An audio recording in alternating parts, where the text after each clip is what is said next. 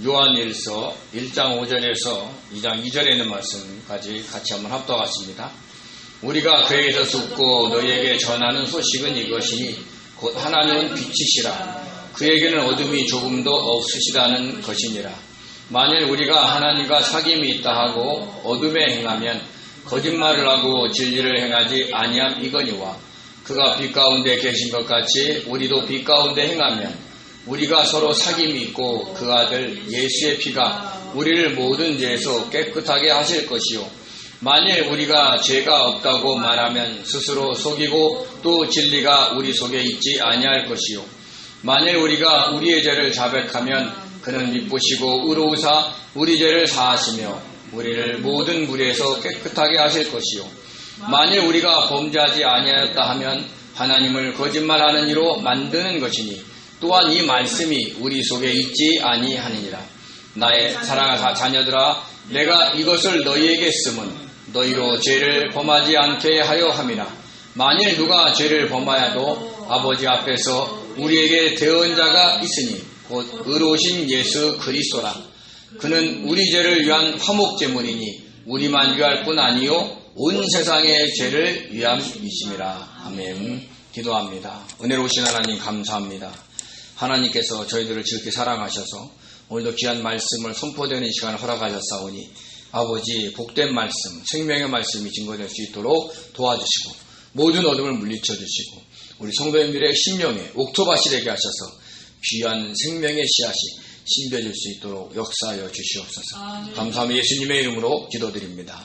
아멘. 아멘. 어떤 급한 일이 있어서 누군가에게 편지를 써야 할 때는 인사말이나 끝맺음과 같은 형식을 거두절미하고 본론만 쓸 때가 있습니다. 상황이 워낙 급하니까 지금의 상황이 어떤 것인지 알려주고 그에 대한 해결책이나 대응책은 무엇이 있는지 알려주기 위해 형식에 매이지 않고 쓰는 것입니다. 사도 요한이 요한일서를 쓸 때의 상황이 그랬습니다. 복음의 진리를 흔들어 놓을 수 있는 이단들이 등장을 한 것입니다. 다른 세상의 일들은 천천히 대응해도 되지만 이단에 대한 대응만은 즉시 해야 합니다. 왜냐하면 자칫 한 사람의 영혼이 영원한 멸망의 길로 갈 수 있기 때문입니다. 오늘날에도 이단에 빠져가는 분들을 보면 정말 안타깝게 그지없습니다. 인간적으로 보면 참 좋은 사람들이 많은데 말이지요. 그래서 저와 여러분이 이단에 빠져가는 사람들을 위해서 중보 기도해 주셔야 됩니다. 베드로 사도가 베드로 후서를 전후서를 쓸 AD 60년대에는 거짓 교사들이 이단들을 교회 내로 가만히 끌어들여 예수님의 성육신과 십자가의 죽음과 부활 승천 그리고 강림하심이 제자들이 교묘하게 꾸며낸 이야기라고 선동하면서 자신들처럼 자기의 뜻대로 이 세상의 것을 쫓아 자기의 욕심을 채우며 음란하고 방탕하게 살라고 유혹을 했습니다. 그러나 사도 요한이 요한 1, 2, 3서를 쓸 AD 90년대에는 일단의 무리들이 교회에서 나가 이단의 교리를 만들고 그것으로 성도들을 유혹하여 교회에서 빼내오려고 했습니다. 요즘 성행하고 있는 이단들의 조상격인데 그 이단은 바로 영지주의였습니다. 그러니까 이단들은 가만히 들어오기도 하고 가만히 나갔다가 거기서 다른 교리를 만들어서 교인들을 빼내가는 겁니다. 이 영지주의는요, 자신들만이 구원에 이르는 비밀스러운 지식을 가졌다라고 주장을 합니다. 그러면서 영은 선하고 육은 악하다는 이원론을 주장했습니다. 그래서 영의 구원은 육체와는 전혀 관계가 없다고 했습니다. 그래서 그런 악한 육을 괴롭히기 위해 금식을 하거나 고행을 하는 극단적인 금욕주의와 육신이 어떤 죄를 지어도 영의 구원과는 아무런 관계가 없기 때문에 음란하고 방탕하게 사는 극단적 쾌락주의가 성행을 했습니다. 특히 케렌투스는 그리스도의 가연설까지 주장을 했는데 그것은 예수님이 하나님의 아들이 아니라 인간 중에서 가장 의롭고 선한 사람이라는 것입니다. 그리고 그 예수님이 요단강에서 세례를 받을 때 그 그리스도가 비둘기의 모습으로 와서 예수님 안으로 들어가셨고 그 이후로 복음을 전파하며 기적을 일으켰다고 했습니다. 그러다가 예수님이 고난당하기 직전에 그리스도는 떠나 하늘로 올라가셨다라는 얘기를 하는 겁니다. 그러니까 어떻게 하나님의 영이 인간에게 고난을 받겠냐 이런 얘기죠. 근데 그것은 예수와 그리스도를 분리하여서 그리스도가 우리를 위해서 고난을 받지 않으셨다라는 것을 주장한 것입니다. 완전한 사람과 완전한 인간으로 오셔서 우리를 위해 십자가에 못 박혀 대속의 죽음을 죽으신 것을 부인한 것이고 하나님의 구속사역을 가치 없는 것으로 만든 것입니다. 이런 그들의 주장에 성도들이 현혹되기 시작했어요. 왜냐하면 인간의 지식과 이해하는 입장에서 보면 그런 주장이 합리적으로 보여졌기 때문입니다. 이것은 교회 입장에서 보면 굉장히 심각한 상황이었습니다. 영지주의라는 이단으로 인해 교회 전체가 흔들리게 된 것입니다. 오늘날로 얘기하면 신천지 같은 사람들이 교회에 들어와서 교회를 무너뜨리는 거나 그런 상황인 거나 마찬가지인 거죠. 그래도 제자들 중에서 아직 살아있었던 요한이 사도의 권위를 가지고 그들의 주장을 반박하고 성도들을 영적으로 일깨우기 위해 요한서신을 쓴 것입니다. 그는 주님과 함께 3년 동안 사역을 같이 한 제자였기에 그 누구보다도 영지주의를 대항할 적임자였습니다. 주님과 함께 지내면서 주님께로부터 직접 듣고 주님을 보고 만지면서 지냈는데 누가 감히 대항을 하겠습니까? 그래서 요한일서를 쓰는 그 첫 문장에 그 사실을 바로 먼저 기입을 했던 것입니다. 우리 요한일서 1장 1절에서 2절을 같이 읽겠습니다. 태초부터 있는 생명의 말씀에 관하여는 우리가 들은 바요 눈으로 본 바요 자세히 보고 우리 손으로 만진 바라. 이 생명이 나타난 바 된지라. 이 영원한 생명을 우리가 보았고 증언하여 너희에게 전하노니 이는 아버지와 함께 계시다가 우리에게 나타내신 바 된 이시니라. 아멘. 그런데 사도 요한은 주님을 예수님이라고 표현하지 않고 태초부터 있는 생명의 말씀이라고 했습니다. 더군다나 그 생명의 말씀은 아버지 하나님과 함께 계시다가 우리에게 나타나셨다라고 했습니다. 하나님의 아들이신 예수님께서 육신을 입고 오신 것을 강조한 것입니다. 그리고 그 주님은 생명의 말씀으로 하나님과 함께 계셨을 뿐만 아니라 바로 그분이 하나님이시라는 것을 사도 요한은 자신이 쓴 그 요한복음 첫 문장에 기록하면서 그것을 주장을 했습니다. 우리 요한복음 1장 1절과 4절을 같이 읽겠습니다. 태초에 말씀이 계시니라. 이 말씀이 하나님과 함께 계셨으니 이 말씀은 곧 하나님이시니라. 그가 태초에 하나님과 함께 계셨고 만물이 그로 말미암아 지은 바 되었으니 지은 것이 하나도 그가 없이는 된 것이 없느니라. 아멘. 하나님께서 태초에 빛이 있으라 말씀하셨을 때 그 말씀이 바로 생명의 말씀인 예수님이라는 것입니다. 그리고 그분이 이 땅에 오셔서 전한 것도 복된 말씀, 복음입니다. 즉 말씀이신 자신을 전하기 위해 주님께서 이 땅에 오신 것입니다. 왜냐하면 그 말씀 안에 정말 진짜 참 생명이 있었기 때문입니다. 우리 요한복음 1장 4절을 같이 읽겠습니다. 그 안에 생명이 있었으니 이 생명은 사람들의 빛이다. 근데 이 생명을 누가 줬느냐? 하나님 아버지가 주셨다고 설명을 합니다. 우리 요한복음 5장 26절을 같이 읽겠습니다. 아버지께서 자기 속에 생명이 있음 같이 아들에게도 생명을 주어 그 속에 있게 하셨고, 하나님에게 있는 생명을 누구에게 준 거예요? 아들 예수에게 주신 겁니다. 그리고 주님은 자기를 하나님께서 받은 그 생명이라고 표현을 했습니다. 우리 요한복음 11장 25절 26절 그리고 14장 6절을 같이 읽겠습니다. 예수께서 이르시되 나는 부활이요 생명이니 나를 믿는 자는 죽어도 살겠고 무릇 살아서 나를 믿는 자는 영원히 죽지 아니하리니 이것을 내가 믿느냐. 예수께서 이르시되 내가 곧 길이요 진리요 생명이니 나로 말미암지 않고는 아버지께로 올 자가 없느니라. 아멘. 이렇게 주님이 말씀이고 주님이 생명이시기 때문에 사도 요한이 주님을 태초에 있는 생명의 말씀이라고 표현을 한 것입니다. 그분이 생명의 말씀이 그분이 육신을 입고 이 땅에 나타나신 것입니다. 그런데 제자인 사도 요한이 이 생명의 말씀을 전하는 이유가 있었습니다. 그 이유가 바로 요한일서를 쓴 목적입니다. 그게 뭐냐? 하나님과 예수님, 예수 그리스도와 함께 그 안에서 우리가 서로 사귀는 것이었습니다. 우리 요한일서 1장 3절을 같이 읽겠습니다. 우리가 보고 들은 바를 너희에게도 전함은 너희로 우리와 사귐이 있게 하려 함이니 우리의 사귐은 아버지와 그의 아들 예수 그리스도와 더불어 누림이라. 아멘. 성도 간에 친밀하게 지내야 이단들의 교리에 넘어가는 성도들을 막을 수가 있습니다. 요즘 이단들이 어떻게 접근해요? 성경 공부하자 그러잖아요. 그러면서 다른 성도들에게 말하라 그래요? 말하지 말라 그래요? 말하지 말라 그럽니다. 근데 성도 간에 친밀하게 교제하고 있으면 말을 할까요? 안 할까요? 하게 됩니다. 성도들과 친밀한 사람이 없기 때문에 그 이단들의 그런 계략에 넘어가는 겁니다.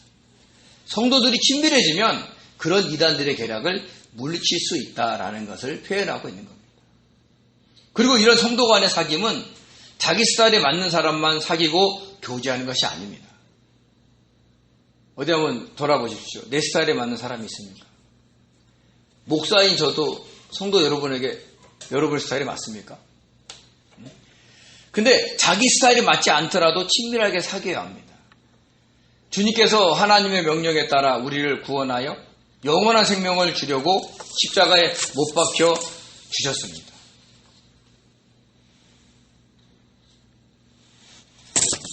근데 그때 죽으셨을 때 우리가 주님의 스타일에 맞아서 주님이 그렇게 십자가에 달려 돌아가셨을까요?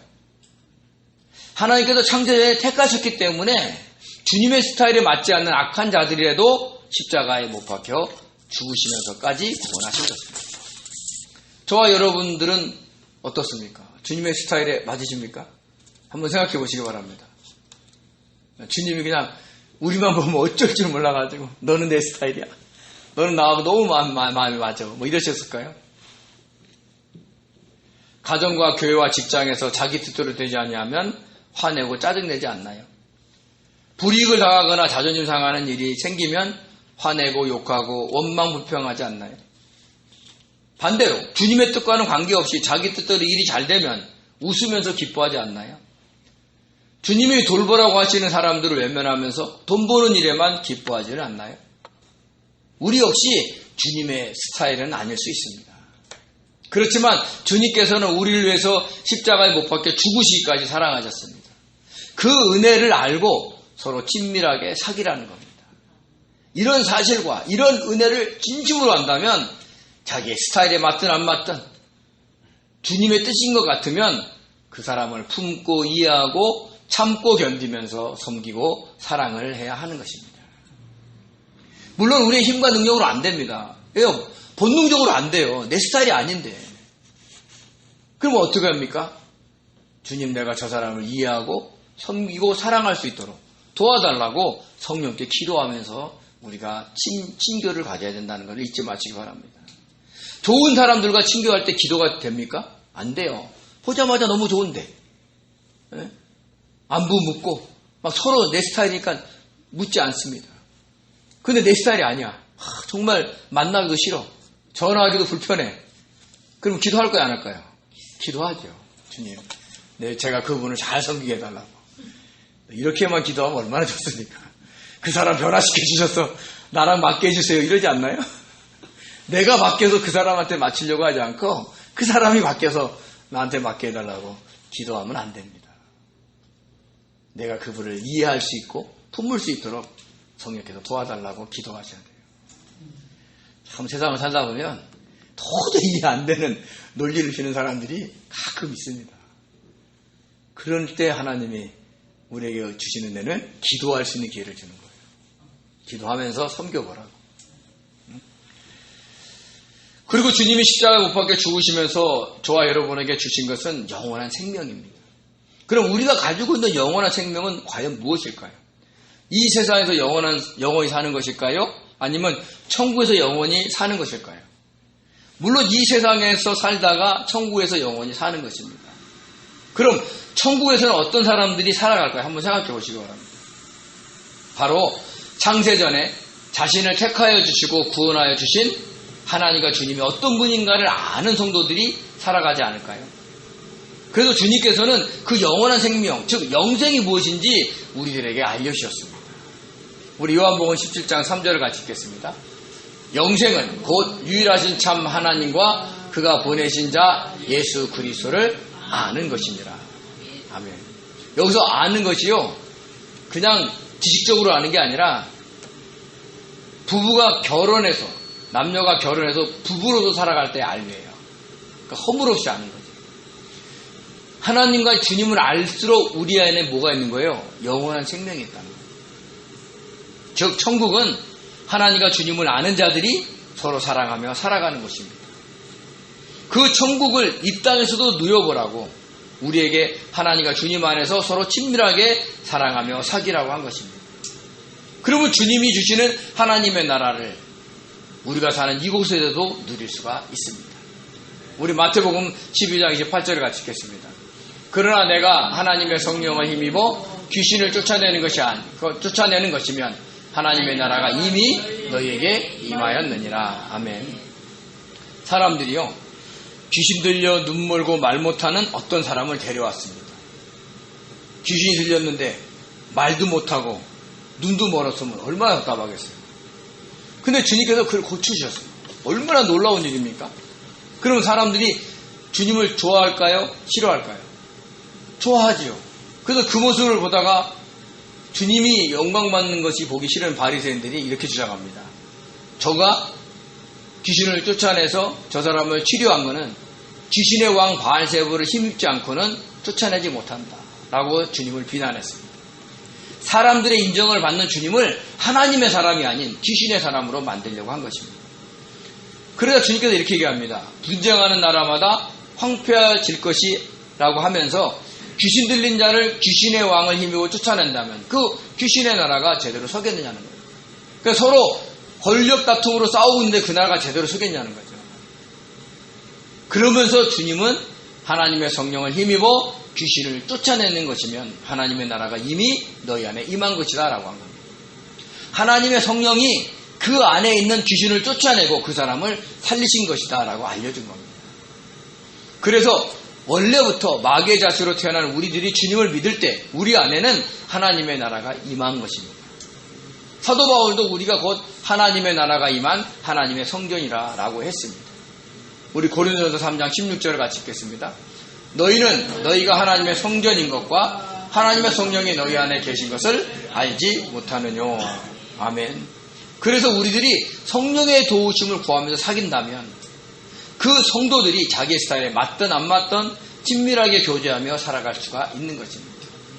이렇게 생명의 말씀에 대해서 잘 아는 성도들이 예수와 그리스도를 분리하여 설명하는 이단의 교리에 넘어가지 않고 친밀하게 사귈 수 있는 겁니다. 그런데 그 모습을 보는 것이 복음을 전하는 제자들의 기쁨이다라고 이야기를 했습니다. 우리 4절을 같이 한번 읽어볼까요? 우리가 이것을 쓰면 우리의 기쁨이 충만하게 하려 함이라. 아멘. 교회 안에서 성도들이 자기 마음에 들든 안 들든 관계없이 주님이 자신을 어떻게 구원하여 주시고 어떤 귀한 생명을 주신 것을 알아 서로 이해하고 친밀하게 사귀는 것을 보는 것이 바로 제자들의 기쁨이라는 겁니다. 교회 안에서 성도들이 서로 친밀하게 사귀면 그 교회가 불안할까요? 평강할까요? 평강하죠. 그러면 목회자뿐만 아니라 성도들도 기뻐합니다. 교회 오는 것이 너무 좋고 행복합니다. 근데 만약에 교회 안에서 시기와 다툼이 일어나 분열한다면 누가 그 모습을 보고 기뻐할 수 있겠습니까? 교회는 하나님과 주님을 깊이 아는 자들이 먼저 참고 이해하며 손을 내밀면서 사랑해야 합니다. 그러면 주님이 목회자가 성도들이 기뻐하는 교회가 될 것입니다. 그러면 진정으로 하나님과 주님을 깊이 아신다면 먼저 친절히 다가가시고 먼저 부드러운 말을 하시기 바랍니다. 이렇게 교회 내의 사귐을 강조하면서 사도 요한이 우리에게도 알려주고 싶은 것은 그 하나님은 어떤 분인가라는 거예요. 먼저 사도 요한은 이렇게 얘기합니다. 하나님은 빛이시다. 우리 요한일서 1장 5절을 같이 읽겠습니다. 우리가 그에게서 듣고 너에게도 전한 소식은 이것이니 곧 하나님은 빛이시라. 그에게는 어둠이 조금도 없으시다라는 겁니다. 제자들이 주님께 듣고 전한 게 뭐예요? 하나님은 빛이시다라는 거예요. 그리고 이 사도 요한은 요한복음에서는 하나님을 영으로, 또 다시 요한일서에서는 하나님을 사랑으로 라고 표현을 했습니다. 우리 요한복음 4장 24절 한번 같이 읽겠습니다. 하나님은 영이시니 예배하는 자가 영과 진리로 예배할지니라. 아멘. 요한일서 4장 16절입니다. 하나님이 우리를 사랑하시는 사랑을 우리가 알고 믿었느니 하나님은 사랑이시라. 사랑 안에 거하는 자는 하나님 안에 거하고 하나님도 그 안에 거하시느니라. 아멘. 이것이 하나님의 존재 자체를 설명한 단어들입니다. 그러니까 하나님은 뭐예요? 영이시고, 하나님은 빛이시고, 하나님은 사랑인 겁니다. 그리고 사도 요한은 요한일서에서 우리가 서로 사귐에 앞서 이 빛과 사랑이신 그 영의 하나님과 사귐에 대해서 설명을 하고 있습니다. 즉 개인적으로 하나님과 사귐이 있어야 그 이후에 다른 성도들과 진정으로 사귈 수 있다라는 것을 이야기하는 겁니다. 하나님과 주님과 사귐이 없는데 사람들과 친절히 지내는 것은 어떤 거예요? 자기의 의지를 들여서 나는 이렇게 선한 사람이야, 나는 이렇게 부드러운 사람이야, 나는 누구하고 잘 지내는 사람이야 라는 그런 마음속에 사는 거 아니겠어요? 근데 하나님과 주님과 친밀하게 지낸다는 건 뭐예요? 그분의 은혜를 아는 상태에서 다른 사람들과 친절하게 지낸다는 얘기를 하는 겁니다. 그래서 먼저 하나님과 친밀하게 사귀어야 그 다음에 우리가 성도 간의 사귐이 진정한 사귐이 될 수 있다는 걸 잊지 마시기 바랍니다. 그래서 사도 요한이 말대로 하나님은 빛이십니다. 그래서 하나님에게는 어둠이 조금도 없습니다. 자, 빛과 어둠이 한 공간에 존재할 수 있을까요? 없습니다. 빛이 오면 어둠은 물러가고 빛이 사라지면 어둠이 몰려옵니다. 어둠의 스코티아는요, 어두움, 모호함, 숨김, 은밀한이라는 뜻이 있습니다. 그런데 사도 요한은 이 세상 자체가 어둠이다라고 표현을 했습니다. 우리 요한복음 1장 5절을 같이 읽겠습니다. 빛이 어둠에 비치되 어둠이 깨닫지 못하더라. 세상이 그를 알지 못하였고 자기 땅에 오매 자기 백성이 영접하지 아니하였으나. 아멘. 8장 12절입니다. 예수께서 또 말씀하였으되 나는 세상의 빛이니 나를 따르는 자는 어둠에 다니지 아니하고 생명의 빛을 얻으리라. 아멘. 빛이신 하나님의 아들 역시 빛이십니다. 그 빛이 세상에 오셔서 어둠을 비췄는데 자기 백성들조차 영접하지 않았다는 겁니다. 그러니까 빛이신 주님을 따르는 자는 이 세상의 어둠에 다니지 않고 생명의 빛을 얻을 수 있는데 주님을 따르지 않은 겁니다. 그럼 왜 빛이신 주님이 오셨는데 하나님이 택하신 백성들이 영접하지 않았을까요? 세상이라는 어둠에 쌓여 살아가고 있기 때문입니다. 영원한 하나님의 나라를 소망하지 않고 이 세상의 풍조에 휩싸여 살아가고 있었기 때문에 그 빛으로, 생명의 빛으로 오신 주님을 알아보지 못한 겁니다. 이 세상에서 어떻게 하면 잘 살아야 돼, 어떻게 하면 건강하게 살아야 돼, 어떻게 하면 모든 일을 해결하며 살아야 돼 라는 그 이 세상의 풍조에 막 휩싸여 살다 보니까 우리가 저 하늘의 소망을 두고 살아가기 잊어버리는 겁니다. 그리고 주님이 와서 뭐라고 그러셨어요? 내가 너희들을 잘 살게 해줄게, 내가 너희들을 높여줄게, 이렇게 얘기했습니까? 아니요. 회개하라, 천국이 가까웠다라고 하세요. 이 세상과 관계가 있어요, 없어요? 없어요. 그러니까 안 믿고 영접하지 않은 겁니다. 오늘날에도 주님의 말씀대로 살아라, 주님의 뜻대로 살아라 아무리 외쳐도 그것이 이 세상 것과 관계가 없기에 순종하지 않는 겁니다. 주님의 말씀대로 뜻대로 살아가면 돈이 생기고 지위가 올라가고 좋은 일이 많이 생겨야 하는데 오히려 반대로 하고 싶은 것도 못하고 때로는 손해보고 또 억울한 일로 오해받을 수도 있으니까. 그러니까 누가 순종하며 살겠나 하는 거죠. 그러나 그것은 이 세상의 것만 바라보기 때문에 순종하지 않는 겁니다. 저와 여러분은 이 땅의 백성입니까? 천국 백성입니까? 천국 백성입니다. 그 천국을 빛과 생명이신 주님 안에서 이 땅에서 누리며 살아가야 합니다. 이 세상에서 우리에게 희로애락을 주는 어떤 것들도 거기에 좌우돼서는 안 됩니다. 그것들은 다 순간이고 헛된 것이고 지나가는 겁니다. 저와 여러분이 지금 이 땅을 살 만큼 산 분들이 많습니다. 돌아보십시오. 뭐가 남는지. 우리가 잃었던 것, 우리가 가졌던 것 지금도 있고 잃어가고 있습니까? 아니에요. 지나가는 겁니다. 진짜 우리가 천국에 갈 때는 다 놓고 가야 하는 것들입니다. 그러니까 천국에 들어갈 때는 아무 소용이 없는 것들이라는 것이죠. 그러므로 작은 일이라도 자기의 뜻을 내려놓고 주님의 뜻대로 살아보려고 애써야 되는 겁니다. 그러면 그 작은 일 속에 하늘의 기쁨이 희락이 밀려오는 것을 느끼시게 될 겁니다. 그래서 작은 일의 순종이 점점 쌓일 때 우리가 큰 순종도 할 수 있는 겁니다. 이런 어떤 주님이 나타나는 증거를 경험하며 사시기를 바랍니다.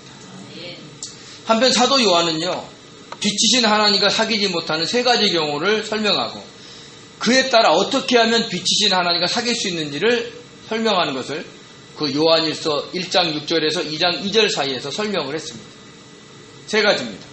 첫째는 우리가 하나님과 사귐이 있다 하면서 어둠에 행하면 거짓말을 하고 진리를 행하지 않기 때문에 하나님과 사귈 수 없다라고 했습니다. 우리 요한일서 1장 6절에서 7절 같이 읽겠습니다. 만일 우리가 하나님과 사귐이 있다 하고 어둠에 행하면 거짓말을 하고 진리를 행하지 아니함 이거니와 그가 빛 가운데 계신 것 같이 우리도 빛 가운데 행하면 우리가 서로 사귐이 있고 그 아들 예수의 피가 우리를 모든 죄에서 깨끗하게 하실 것이요. 아멘. 그러니까 그러면 하나님의 빛 가운데 계신 것 같이 우리가 빛 가운데 행하면 우리가 서로 사귐이 있고 예수의 피가 우리의 모든 죄를 깨끗하게 하실 것이다라고 했어요. 그러니까 앞에서는 어떻게 돼요? 사귀지 못한 이유를 얘기하고 뒤에서는 어떻게 하면 사귈 수 있는지의 방법을 알려준 겁니다. 그러면 하나님과 계속해서 사귈 수 있다는 겁니다. 둘째도 마찬가지입니다. 둘째는 우리가 하나님과 사귐이 있다 하면서 죄가 없다고 하면 스스로 속이고 진리가 우리 속에 없기에 하나님과 사귈 수 없다라고 했습니다. 우리 8절에서 9절을 같이 읽겠습니다.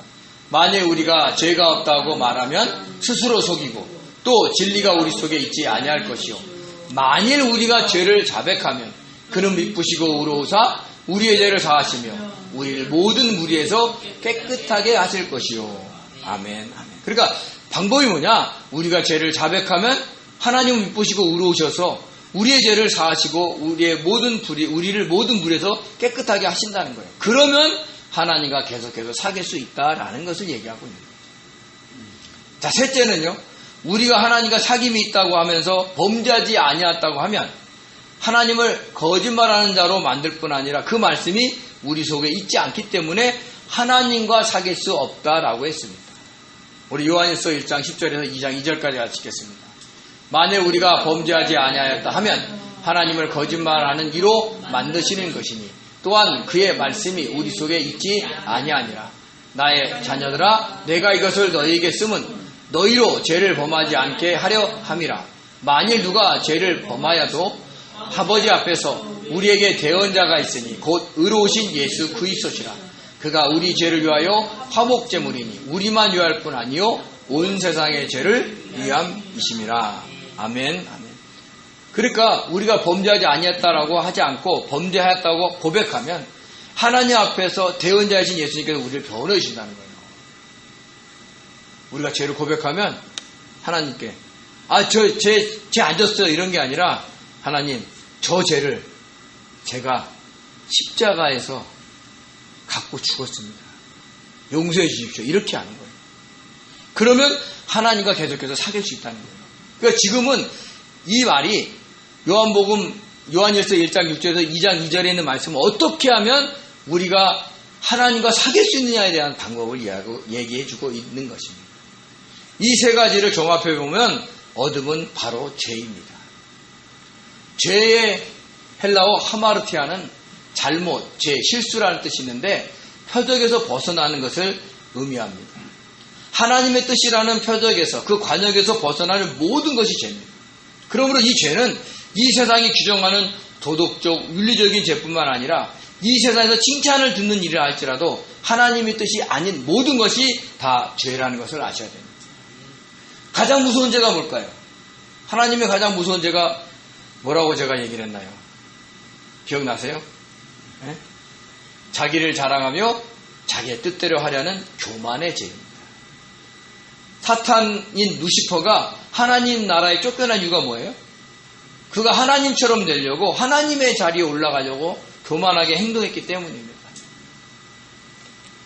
그 사탄이 에덴 동산의 뱀으로 나타나서 하와와 아담에게 선악과를 먹게 하고 준 것이 바로 하나님처럼 되려는 마음입니다. 선악과가 독이 있는 게 아니에요. 그 선악과를 통해서 사탄이 그 마음을 심어주는 거예요. 그것이 죄입니다. 그래서 사도 바울도 자신 안에 있는 그 죄를 발견하고 소스라치게 놀라 회개를 했습니다. 우리 로마서 7장 19절에서 20절을 같이 읽겠습니다. 내가 원하는 바 선은 행하지 아니하고 도리어 원치 아니하는 바 악을 행하는도다. 만일 내가 원하지 아니하는 그것을 하면 이를 행하는 자는 내가 아니오 내 속에 있는 뭐예요? 죄니라. 죄가 있다는 거예요. 인격적으로 존재한다는 거예요. 그러니까 우리가 죄를 안 지으려고 할 수가 없는 게 우리 안에 뭐가 있어요? 죄가 있기 때문입니다. 사도 바울이 무슨 죄를 지었겠습니까? 도둑질을 했겠습니까? 사기를 쳤겠습니까? 담에색 도산에서 빛대신 주님을 만난 후로는 복음을 전하기 위해서 선교만 한 사람입니다. 더군다나 갈 때마다 사람들한테 피해주지 않기 위해서 장막 짓는 일을 하면서 자비랑 선교를 했어요. 그런 사람이 무슨 죄를 졌겠어요? 오히려 세상 사람들로부터 야, 저 사람은 의로운 사람이야 하고 칭송이 자자했을 겁니다. 그런데도 자신이 악을 행한 것을 안 거예요. 하나님과 주님을 더 깊이 알아갈수록 그 빛이 바울의 마음을 비추어서 그 마음속 깊은 곳에, 즉 견고한 진으로 둘러싸여 있는 그 죄를 본 겁니다. 바로 교만의 죄입니다. 나는 복음을 전하는 사람이야?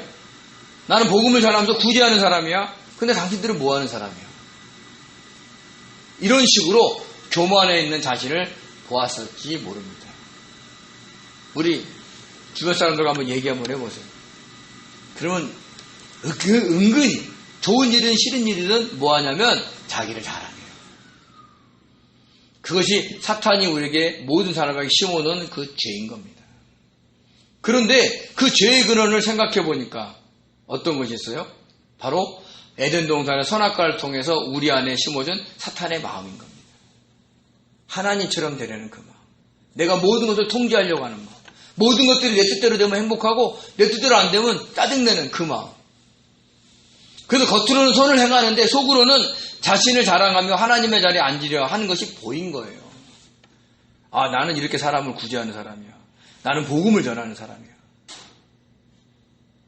이것이 너무 괴로워서 사도 바울이 이렇게 고백을 합니다. 우리 로마서 7장 22절 24절입니다. 내 속사람으로는 하나님의 법을 즐거워하되 내 지체 속에서 한 다른 법이 내 마음의 법과 싸워 내 지체 속에 있는 죄의 법으로 나를 사로잡는 것을 보는도다. 오라 나는 공고한 사람이로다. 이 사망의 몸에서 누가 나를 건져내려. 자기 안에 있는 그 싸움을 본 거예요. 어떻게 봐요? 주님의 빛이 비춰주시니까. 깨닫게 해주시니까. 그전에는 안 보여요. 나는 다른 사람한테 싫은 소리도 한 번도 안 하고 나는 다른 사람들한테 잘못하지도 않고 나는 정말 도덕적으로 착한 사람이야 하는 그 사람들 마음속에 뭐가 있냐면 나는 이런 사람이야 라는 그 교만이 있다는 거예요. 그건 누가 심어준 거예요? 사탄 심어준 거예요. 저에게는 없겠죠. 그렇게 생각하지 않아요? 아니 목사님한테 있으면 안 되죠. 다 있습니다. 다. 그것을 알아야 됩니다.